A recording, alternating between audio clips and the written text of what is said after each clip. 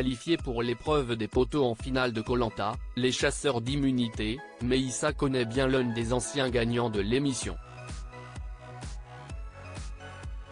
Découvrez son nom. Il a fallu plus de 4 heures de recherche pour connaître le nom des 3 finalistes de Koh Lanta, les chasseurs d'immunité. Ce mardi 28 mai, TF1 diffusait la fameuse épreuve d'orientation de cette édition. À la fin du jeu, Julie est parvenue à trouver le poignard synonyme de qualification sur les poteaux au nez et à la barbe de Pauline et Amri. Avant elle, Léa et Meïssa ont davantage brillé puisqu'ils ont trouvé le précieux objet en 1h51 et 1h43. Cette nouvelle a ravi l'un des anciens gagnants de Koh Lanta, à savoir Benoît Assadi, vainqueur de l'île au trésor en 2016. Et pour cause, le mari de Yesta connaît Meïssa depuis un bon bout de temps. Fidèle à lui-même, un ancien gagnant de Koh Lanta commente la qualification de Meïssa sur les poteaux sur son compte Instagram. Benoît a partagé une vidéo de son écran de télévision où l'on voit Meïssa venant de trouver le poignard. 42 jours, fidèle à lui-même. Grosse montée en puissance. N'a eu besoin de personne. Rien à dire.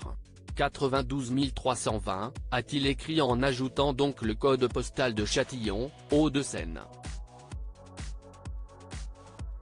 Dans une interview accordée à nos confrères d'Actu Paris, Meïssa s'est confiée sur son attachement à cette ville. J'avais un bon niveau en football.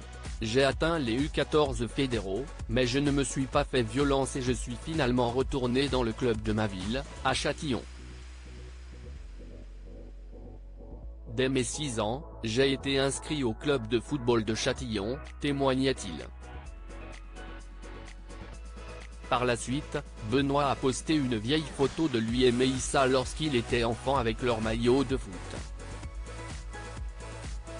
Quel est l'accident domestique qui a failli coûter la vie à Meïssa de Koh Lanta, les chasseurs d'immunité? Désormais finaliste de Koh Lanta, les chasseurs d'immunité, Meïssa brille dans cette saison du jeu de TF1.